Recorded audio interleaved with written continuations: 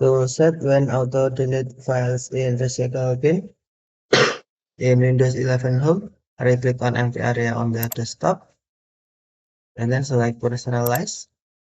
Next, click or tap system and then select storage, tap or click storage sense, and then or delete files in my recycle bin if they have been there for over. Click or tap drop down menu and then select option you want. Never when the 15 days, 30 days is default or 60 days.